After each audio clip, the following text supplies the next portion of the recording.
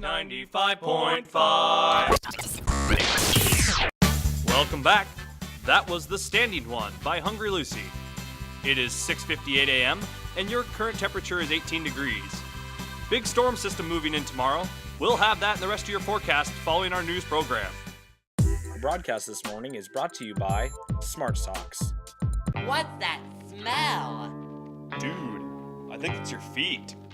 In today's world, stinky feet is becoming a major epidemic.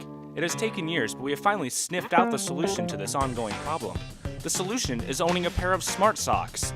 Lab-created enzymes implanted into the fabric combine with sweat from your foot to create the scent of flourishing flowers. No one will ever be offended by your feet stank again. Jimmy, take your feet off the table. On second thought, let me go get a vase. Smart Socks are the best socks. Buy your Smart Socks today. We'll take you right into international news this morning. Voting is set to wrap up at the end of the week in a landmark referendum that is set to split the African nation of Sudan in two. The referendum was the result of 20 years of civil war between the predominantly Muslim north and the south of the country, which adheres to Christianity. Many Christians or people with family in southern Sudan living in the north have left in what has been described as a, quote, exodus, unquote. Tensions are high in the oil-rich region of Abyei, located in central Sudan, which was set to secede along with southern Sudan. Other regions bordering the south will hold their own referendums concerning secession later in the year. That's what's going on across the globe today. We'll take a look at what's happening in country this morning. A tragedy took place Saturday, January 8th, 2011, when U.S. Congresswoman Gabrielle Giffords, a moderate Democrat, was shot at a supermarket during a public meet-and-greet event in Tucson, Arizona. The shooting injured 13 people and killed 6, including U.S. District Judge John Roll and a 9-year-old Christine Green. Congresswoman Giffords remains in critical condition after the shooting. However, she has made progress and even has opened her eyes and moved her lips. 22-year-old Jerry Lee Lautner, who was arrested on the scene, has been charged with the shooting. He is currently being held in a federal prison pending trial for the assassination attempt. On the state level of news, Governor Chet Culver is currently on a 2-day goodbye tour across the state. During this time, Chet will be stopping in 8 cities to say so long. Culver remarked, and I quote, "I am very grateful to the people of Iowa for standing with me and allowing me to serve as the 40th governor of this great state." End quote. One of the greatest things he has brought to the state, Culver says, was a legacy in renewable energy. As for his future plans, Culver intends on still being involved in the area of renewable energy. Republican Terry Branstad takes the position of office officially on January 14th. That's what's happening in our state. Now let's see just what's happening to our state. This is meteorologist Calvin Carlson with your KBFM 3-day weather forecast, brought to you by Smart Socks. Buy your Smart Socks today. Currently it is cloudy and 18 degrees with a north-northwest wind at 25 miles per hour.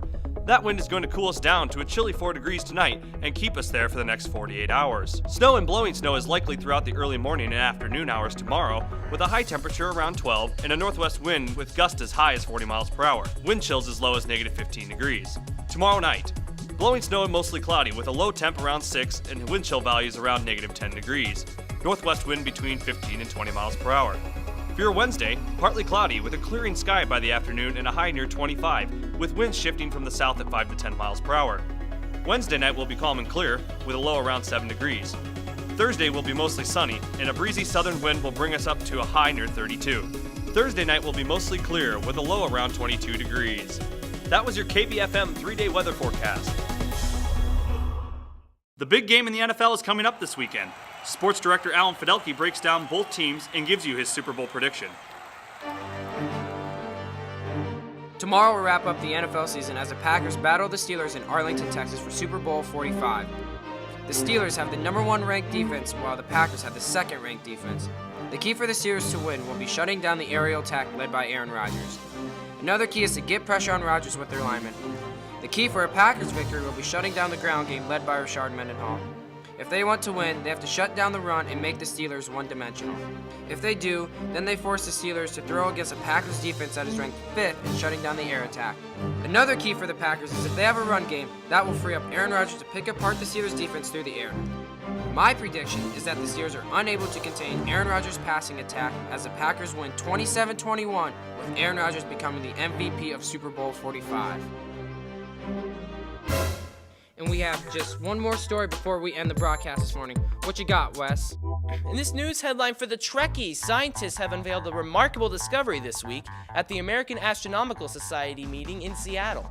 Last year, NASA's Fermi Space Telescope showed positrons, which are particles of antimatter being ejected into space from thunderstorms via terrestrial gamma-ray flashes. Until now, the only antimatter on Earth was thought to have been created synthetically in labs. However, this has shown for the first time antimatter naturally occurring on Earth. Quite a remarkable discovery. That concludes our news broadcast this morning. Stay tuned for our traffic report on The Drive 95.5 KBFM, your traffic and information station.